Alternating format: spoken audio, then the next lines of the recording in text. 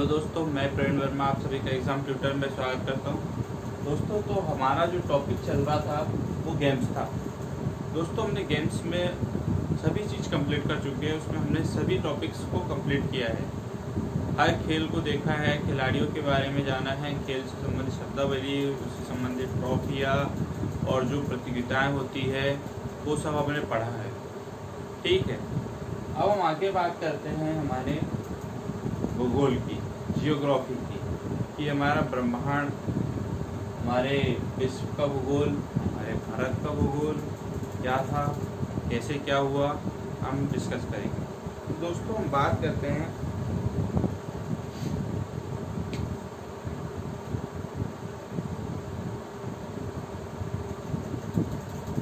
भूगोल।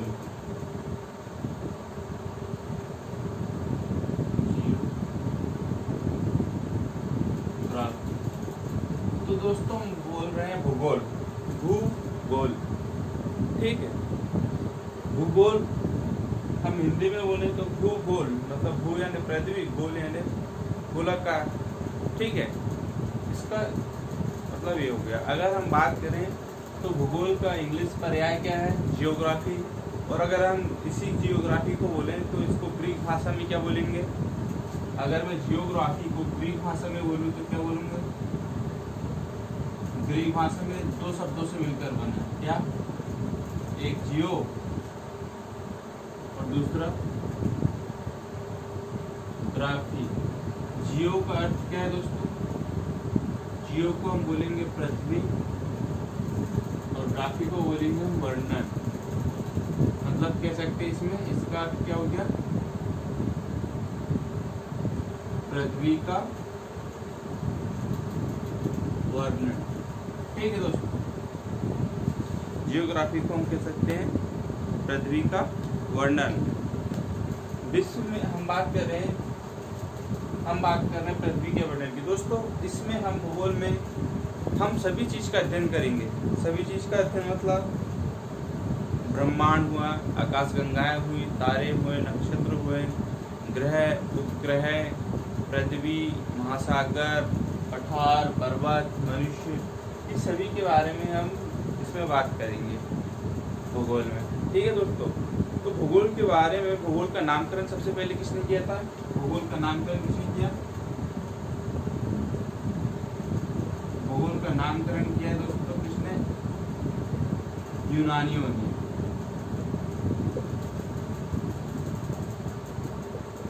यूनानियों ने भूगोल का नामकरण किया। ठीक है दोस्तों, और भूगोल का जनक किसे कहा गया है? भूगोल का जनक कौन है दोस्तों? हिकेटियस। अब दोस्तों, जनक हम ये नहीं कह रहे कि भूगोल को इसने पैदा किया। मतलब देखो, भूगोल तो पहले से था, बस इसने हमको उसके बारे में बताया कि हाँ इस टाइप का। जैसे हम कहते हैं ना, भारत की खोज किसने की थी? वास्को डी गामा ने।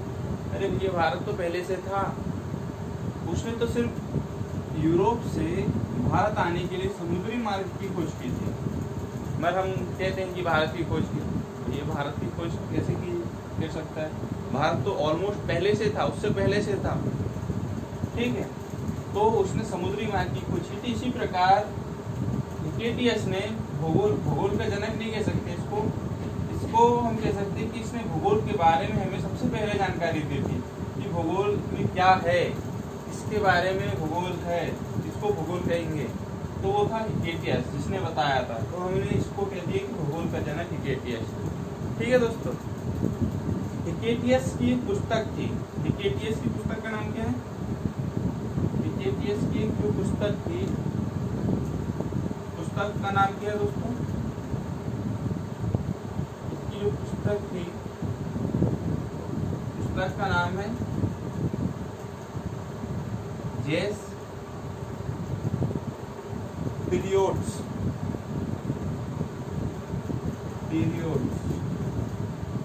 क्या हो सकते हैं? जेस पीरियोड्स। दोस्तों, जेट्स पीरियोड्स इसकी पुस्तक थी हिकेटियस की। हिकेटियस ने इस पुस्तक को लिखा था। इसने इसमें किसका वर्णन किया था दोस्तों? भौगोलिक तत्वों का क्रमबद्ध वर्णन। क्या लिखा था इसमें उसने, भौगोलिक तत्वों का क्रमबद्ध संयोजन किया। क्रमबद्ध मतलब अब हमारी गिनती कैसे होती, क्रम में 1 2 3 4। इसी प्रकार इसने बताया था कि भैया पहले ब्रह्मांड था, ब्रह्मांड के बाद फिर ग्रह आए, तारे आए, तारों में ग्रह थे, ठीक है, ग्रह में उपग्रह थे, ठीक है। इसी प्रकार उसने वर्णन किया था, भौगोलिक तत्वों का क्रमबद्ध वर्णन किया है, कह सकते हैं, ठीक है। आगे हम बात करते हैं, अगला हम देखते हैं क्या कि जो जियोग्राफिया शब्द है उसका सर्वप्रथम किसने प्रयोग किया था। ये हम सिर्फ फैक्ट पढ़ रहे हैं अभी। जियोग्राफिया शब्द जो है उसका सर्वप्रथम प्रयोग किसने किया था। हम बोलते हैं जियोग्राफी, और गलती से किसी ने बोल दिया जियोग्राफिया, तो जियोग्राफिया शब्द का प्रयोग सर्वप्रथम किसने किया था, इरेटास्थनीज ने।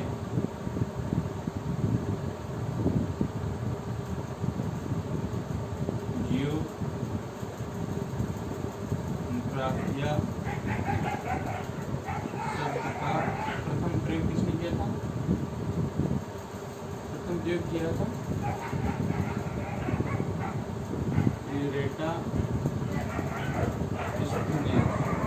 ठीक है। तो इरेटास्थनीज ने इसका प्रयोग किया था। ये कहा गया था दोस्तों, ये भी यूनान दे दे, ठीक है दोस्तों। इन्होंने भी एक पुस्तक ली थी, पुस्तक थी इनकी गणितीय भूगोल। क्या नाम था पुस्तक का, गणितीय भूगोल, मतलब कह सकते हैं मैथमेटिकल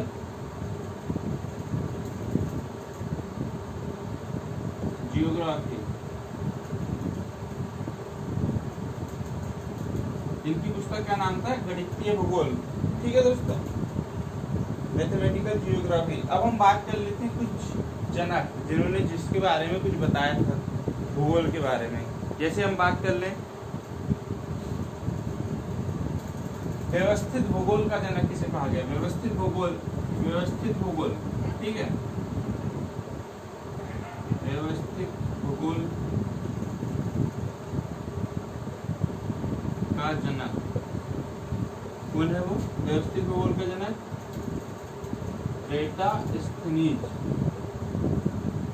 इरेटास्थनीज को व्यवस्थित भूगोल का जनक कहा गया। फिर आधुनिक भूगोल का जनक, आधुनिक भूगोल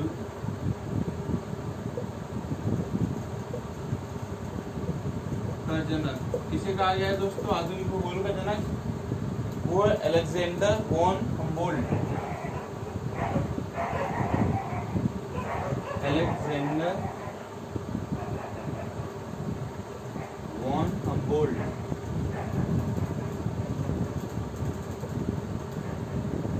ठीक है। आधुनिक के बाद ऐतिहासिक भूगोल का जनक,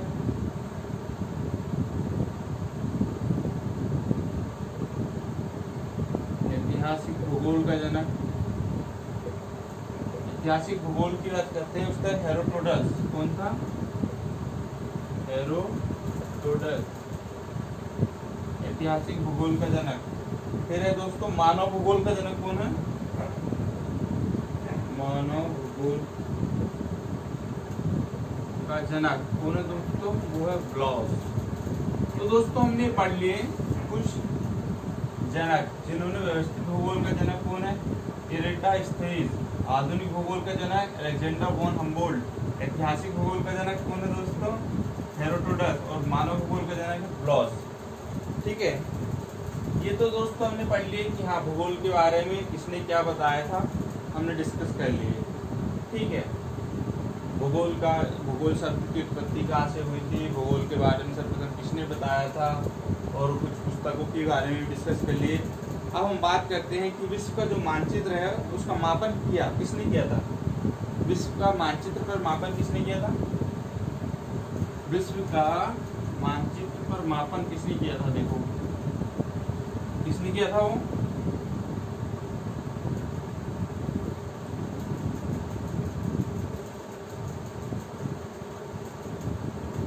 विश्व का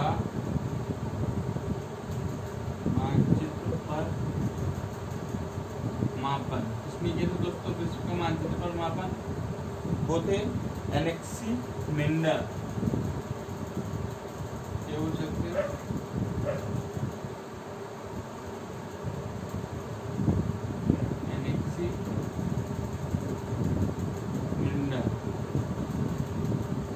एनेक्सिमेंडर थे जिन्होंने विश्व के मानचित्र पर उस टाइम मापन किया था। अब भूगोल की कुछ परिभाषाएं हैं, हम देख लेते हैं किसी अलग अलग भूगोल विधि के अनुसार क्या थी। ठीक है, तो परिभाषा की बात कर लेता हूं मैं। परिभाषा किसके अनुसार देख लेते हैं? ऑर्थर होम्स के अनुसार। ऑर्थर होम्स के अनुसार दोस्तों, ऑर्थर होम्स ने क्या कहा था? देखो,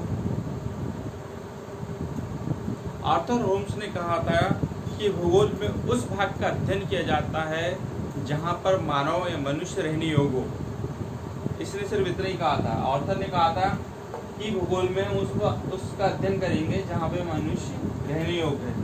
तो इसने सिंपल सी चीज यही बताई कि जितने भी महाद्वीप है, जैसे उत्तरी अमेरिका, दक्षिणी अमेरिका, एशिया, यूरोप, अफ्रीका, यहाँ पे मानव रह रहा है इन स्थानों पे। तो बस इसने इतना ही बोला था कि यही वो स्थान है जहाँ पे मानव रह सके, उसी के अध्ययन को उसने भूगोल कहा है। मगर अगला जो था, अगला भूगोलविद कौन था? स्ट्रैबो। स्ट्रैबो के अनुसार क्या था दोस्तों? स्ट्रैबो ने क्या कहा था?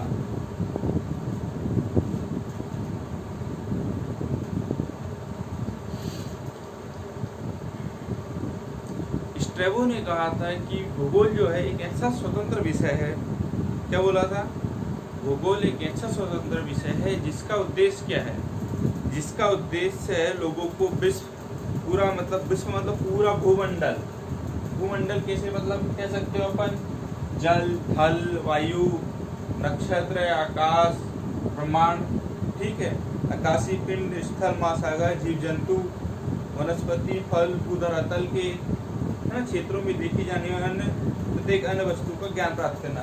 मतलब हम जितनी चीजों को देख सकते हैं, जितनी चीजों को समझ सकते हैं, उन सब के बारे में हमको उसका ज्ञान, उनकी जानकारी प्राप्त करना। ये स्ट्रैबो के अनुसार, स्ट्रैबो ने ऐसा कहा था कि यही भूगोल है।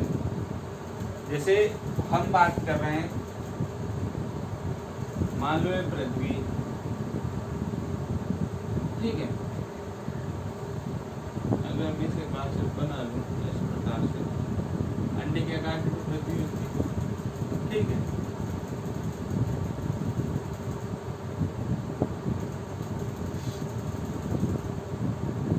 यहाँ मैं एशिया बोल रहा हूँ, इस टाइप से एशिया,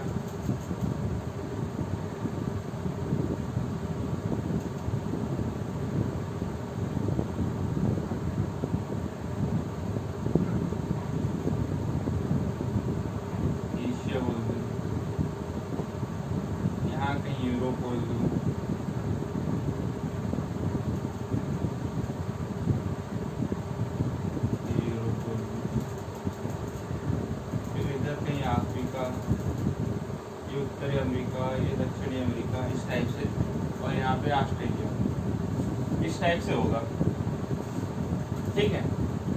तो इसके अंदर जैसे एशिया, यूरोप, अफ्रीका, ठीक है, ऑस्ट्रेलिया, ये जितने महाद्वीप है, और यहाँ जितना बचा है इस तरफ का क्षेत्र जो होता है बर्फ से भरा होगा, इधर का क्षेत्र भी बर्फ से होगा, और बाकी स्थानों में पानी होगा, ठीक है। और इस पृथ्वी के आसपास ये वातावरण है, मतलब ये क्या हो गया दोस्तों? वायुमंडल। वायुमंडल, फिर और थोड़ा ऊपर चले गए अपन तो हमको आकाश और तारे और सूर्य सब दिखाई देंगे, ठीक है। तो इसके अंदर जितने भी जीव जंतु, फल, पौधे, वनस्पतियाँ, ठीक है, और पानी, फिर बाहर आए तो आकाशीय पिंड, तारा, जो भी है, उन सभी का अध्ययन भूगोल कहा गया है। इसलिए किसने कहा है? स्ट्रैबो ने कहा था, ठीक है। अब मैं बात कर लूँ आगे, विश्व का भूगोल क्या है। विश्व की बात करें तो विश्व का भूगोल की बात करें, भूगोल में हमारा अगला क्या है, विश्व का भूगोल। ठीक है,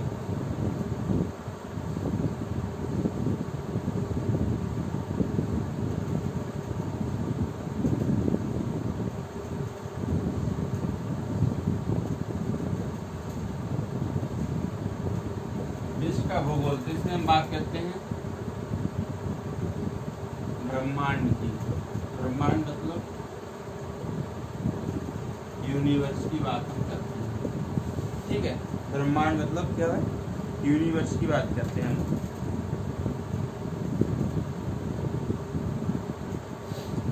समस्त संसार, ब्रह्मांड क्या वो होगा, ब्रह्मांड किसे कहेंगे, समस्त संसार, संपूर्ण अंतरिक्ष और उसमें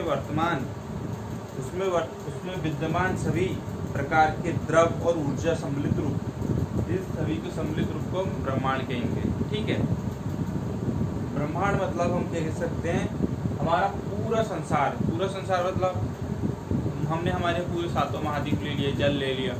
ठीक है, संपूर्ण अंतरिक्ष, पूरा वायुमंडल को ले लिया, संपूर्ण अंतरिक्ष ऊपर तक, अलग अलग आकाश गंगाएं और तारे और निहारिका हमने सब ले लिए, और उसमें उपस्थित सभी द्रव्य जो पदार्थ हैं और जो ऊर्जा है, जो एनर्जी उनमें है, उन सभी का जो सम्मिलित रूप है वही हमारा ब्रह्मांड कहलाएगा। ठीक है, ऊर्जा मतलब हर ग्रह की अपनी ऊर्जा है। ठीक है, हर तारे की अपनी ऊर्जा है। हम वही बात कर रहे हैं कि उसमें उपस्थित जितनी ऊर्जाएं होती हैं सभी का सम्मिलित रूप क्या बोला जाएगा, ब्रह्मांड कहा जाएगा। अब बात कर रहे थे ब्रह्मांड का अध्ययन क्या कहलाता है। ब्रह्मांड का अगर हम अध्ययन करेंगे,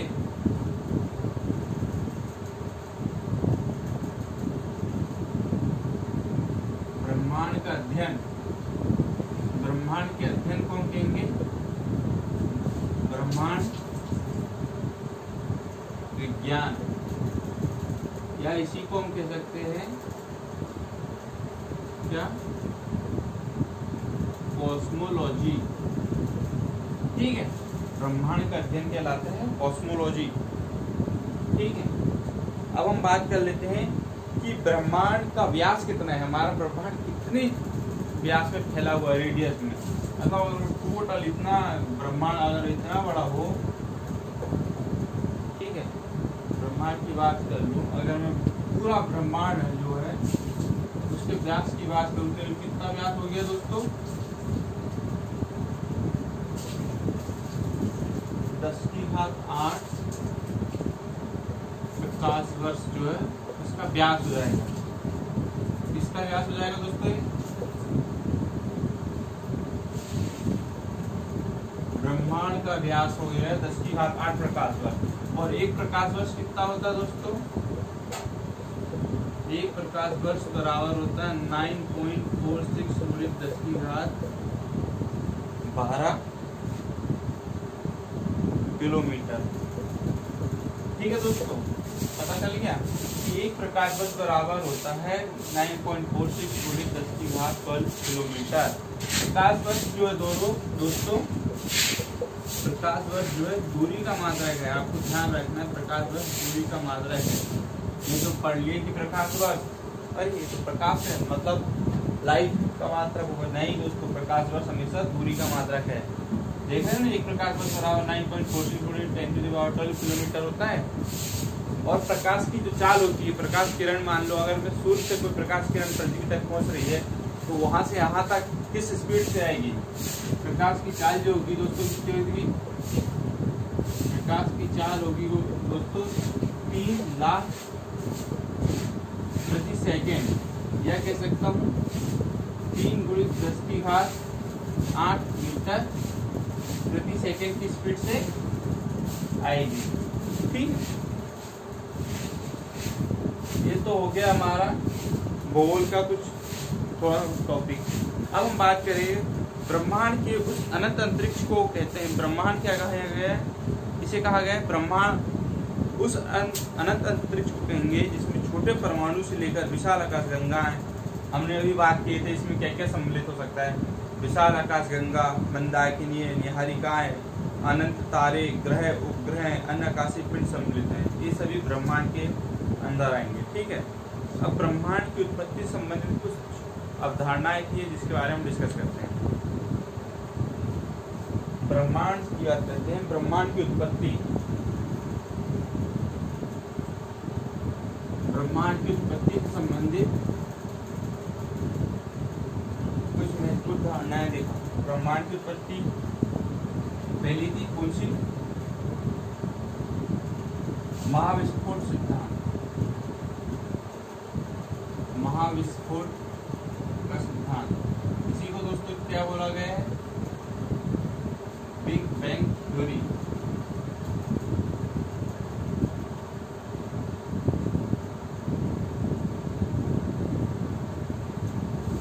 बिग बैंग थ्योरी दोस्तों, इस सिद्धांत की बात करें तो इस सिद्धांत का प्रतिपादन किसने किया था? वो थे बेल्जियम के बहुत बड़े वो थे वैज्ञानिक थे, खगोलविद थे, उनका नाम था जॉर्ज लीमेत्री।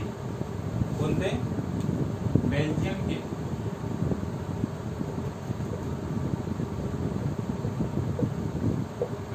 वैज्ञानिक थे, क्या नाम था उनका? जॉन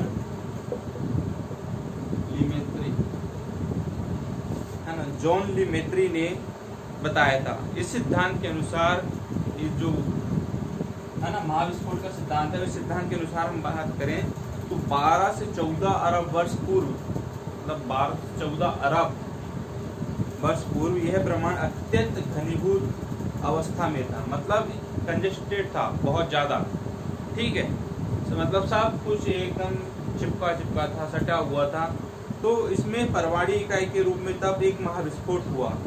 ठीक है, परमाणु इकाई मतलब वहां पे कुछ ऐसे तत्व पास सम्मिलित हुए जिसके कारण एक महाविस्फोट हुआ, और इस महाविस्फोट को ही इन्होंने क्या बोल दिया? बिग बैंग थ्योरी नाम दे दिया। ठीक है, हमारा जो ब्रह्मांड बात करें तो कितना वर्ष पुराना है? 13.7 अरब वर्ष पूर्व। लगभग कितना पुराना है? लगभग कितना पुराना है दोस्तों? 13.7 अरब वर्ष पूर्व हमारा ब्रह्मांड है, तब ब्रह्मांड की उत्पत्ति हो गई थी। ठीक है, अगला था दूसरा सिद्धांत था दोस्तों गॉड पार्टिकल। गॉड पार्टिकल, इसको ही दोस्तों प्रश्न चित्र कहा गया है।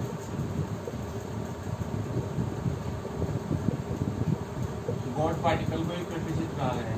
तो दोस्तों गॉड पार्टिकल की बात करें तो गॉड पार्टिकल के बारे में हम बात करें तो सबसे पहले इसके बारे में बात की थी 30 मार्च 2010 को।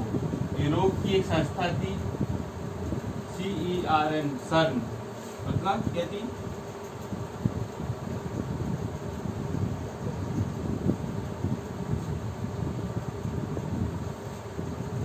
क्या नाम था उसको? यूरोपियन सेंटर फॉर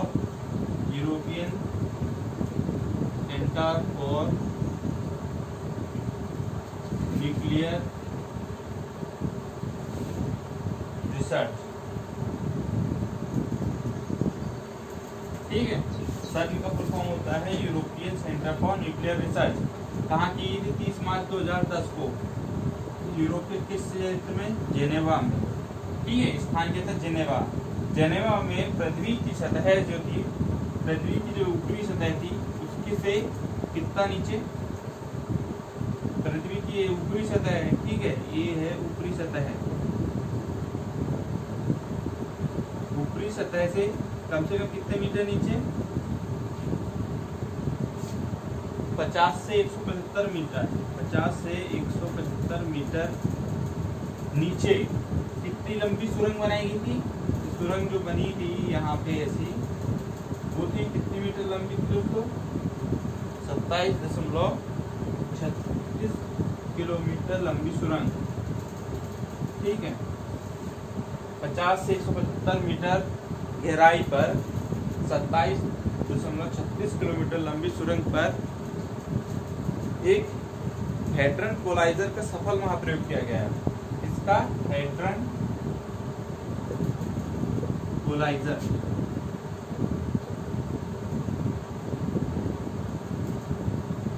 मतलब LHC न्यूट्रॉन कोलाइजर LHC का सफल प्रयोग किया गया है। दोस्तों इस प्रयोग में क्या देखा गया है कि जो प्रोटॉन बीम थे, प्रोटॉन की बात करें, प्रोटॉन बीमों को लगभग प्रकाश की गति से टकराया गया। जो प्रोटॉन थे, एक प्रोटॉन ये है, दूसरा प्रोटॉन ये है, इन दोनों प्रोटॉन को हमने प्रकाश की गति से टकराया। प्रकाश की गति ना अभी हम बताए थे कितना था, 3 × 10⁸ मीटर प्रति सेकंड, मतलब 1 सेकंड में इतनी दूरी कवर कर सकता है प्रकाश। तो इन दो प्रोटॉनों को जब उन्होंने इस गति से टकराया तो वहां पे एक विस्फोट हुआ। ठीक है, इस विस्फोट को उसने गॉड पार्टिकल बोल दिया, कृष्ण चित्र बोल दिया, या इसी को हमने बोल दिया हिग्स बोसान। ठीक है, इसी को हमने हिग्स बोसान कह दिया। हिग्स बोसान का निर्माण हुआ जिसे हम गॉड पार्टिकल कहते हैं, या ठीक है। इससे हमने ब्रह्मांड के जो रहस्य थे उसके बारे में से जानकारी उठाई। तो दोस्तों ये दो सिद्धांत है, एक तो महाविस्फोट का और एक हिग्स बोसान का। ठीक है, तो महाविस्फोट के सिद्धांत में क्या था, आकाश में बोला गया था कि परमाणु इकाई आपस में टकराई और एक महाविस्फोट हुआ। इसके बारे में किसने बताया था, बेल्जियम के वैज्ञानिक जॉन लेमेत्री ने। और हमारा बताया था ब्रह्मांड कितने वर्ष पुराना है, लगभग ब्रह्मांड की उत्पत्ति 13.7 अरब वर्ष पूर्व हुई थी। अगर मैं इसी बात की बात कर लूँ हिग्स बोसान या गॉड पार्टिकल्स के बारे में, तो 30 मार्च 2010 को यूरोप की एक एजेंसी थी जिसका नाम था CERN, European centre for nuclear research, जो जेनेवा में है। इन्होंने पृथ्वी तल से 50 से 170 मीटर की गहराई पर 27.36 किलोमीटर लंबी सुरंग बनाई, और उस सुरंग के अंदर इन्होंने क्या किया, प्रोटॉन बीमों को आपस में टकराया। वो भी किस, जब ऐसा नहीं ऐसे हल्के से टकरा गया, उन प्रोटॉनों को उन्होंने प्रकाश की चाल से आपस में टकराया।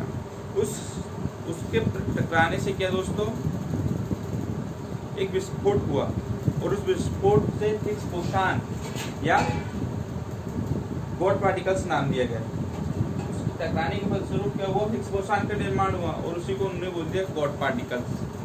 और इसके तहत दोस्तों उन्होंने क्या किया था, जो ब्रह्मांड थे उसमें जो छुपे हुए रहस्य थे उसका पता लगा है। ठीक है, ये तो हमारा हो गया दोस्तों विश्व का भूगोल। अब विश्व के भूगोल में हम आगे बढ़ते हैं। तो विश्व के भूगोल में अब हम डिस्कस करेंगे दोस्तों ब्लैक होल, तारे, मंदाकिनियाँ, इसके बारे में हम डिस्कस करेंगे, निहारिका। ठीक है, तो दोस्तों आज के लिए हमारी क्लास इतनी है। तो दोस्तों हमारे चैनल को सब्सक्राइब करना ना भूलिए, और दोस्तों बेल आइकन को जरूर दबाइएगा। धन्यवाद।